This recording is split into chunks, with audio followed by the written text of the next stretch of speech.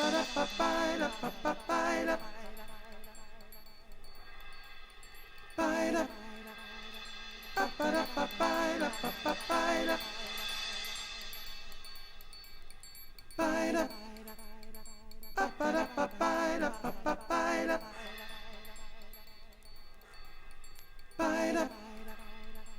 have assigned ourselves the task of defining certain trends and certain situations, and in such have become, I guess, more so than musicians, bluesicians, because we have tended to try to define certain means and modes related to the blues. We attempted to define the lie detector blues.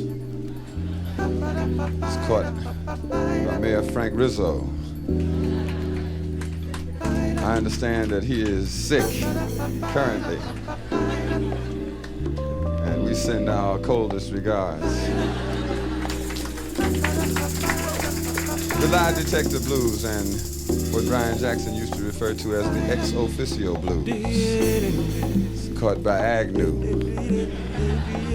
Nixon, Terminal. And what we found ourselves becoming afflicted with over the past 6 months or so is the Bicentennial blues.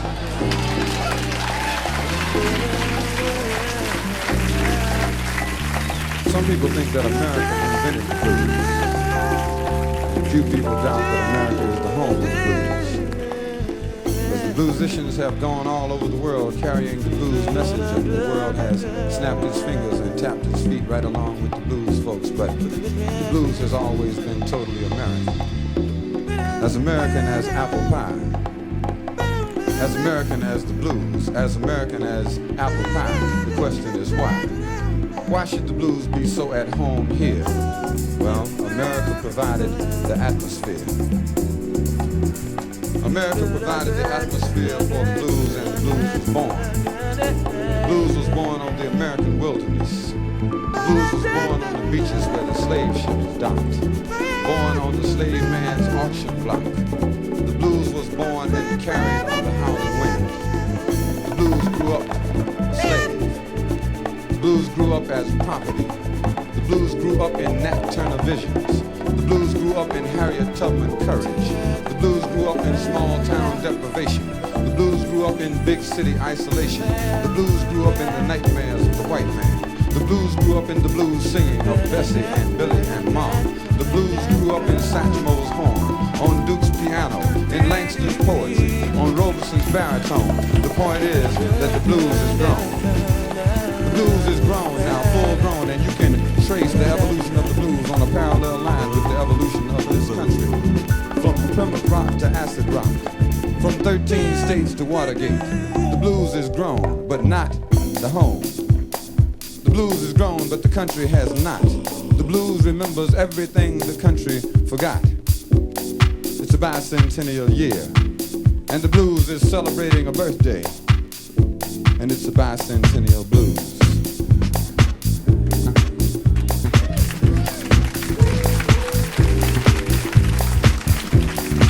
America has got the blues, and it's a bicentennial edition. The blues you might amuse you, but make no mistake, it's a bicentennial year. A year of hysterical importance. A year of historical importance.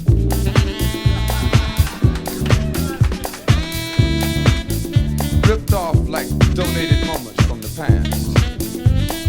200 years ago this evening. 200 years ago last evening. And what about now? The blues is now.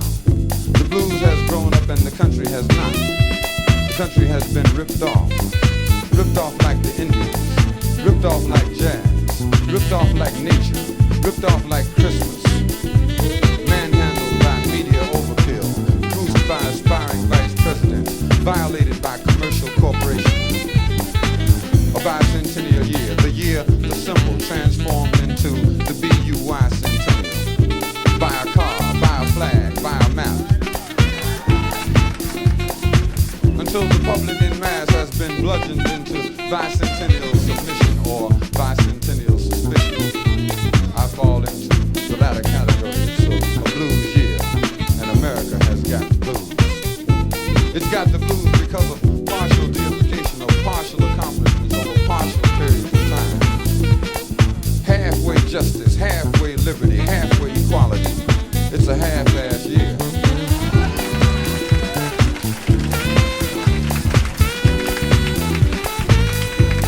And we would be silly in all our knowledge and all our self-righteous knowledge when we sit back and laugh and mock the things that happen in our lives, to accept anything less than the truth about this bicentennial year. And the truth relates to 200 years of people and ideas getting by. We got by George Washington. The ideas of justice, liberty, and equality got coded by George Washington. Slave owner general.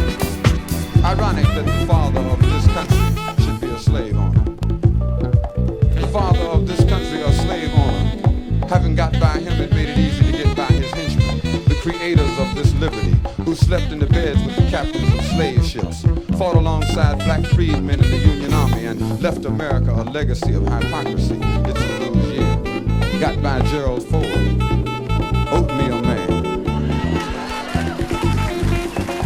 Has declared himself at odds with people on welfare, people who get food stamps, daycare children, the elderly, the poor, women, and people who might vote for Ronald Reagan.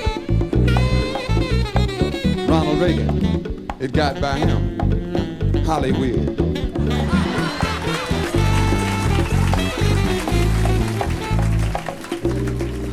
Acted like an actor, acted like a liberal, acted like General Franco when he acted like governor of California. Now he acts like somebody might vote for him for president. He got by Jimmy Carter, Skippy.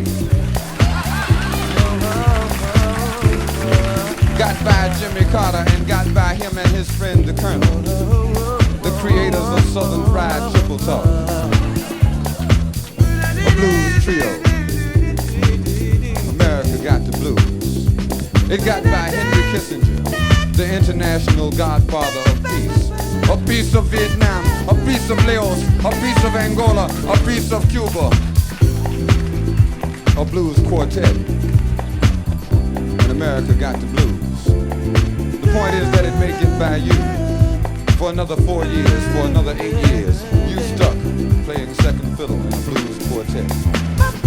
Got the blues looking for the first principle, which was justice. It's a blues year for justice.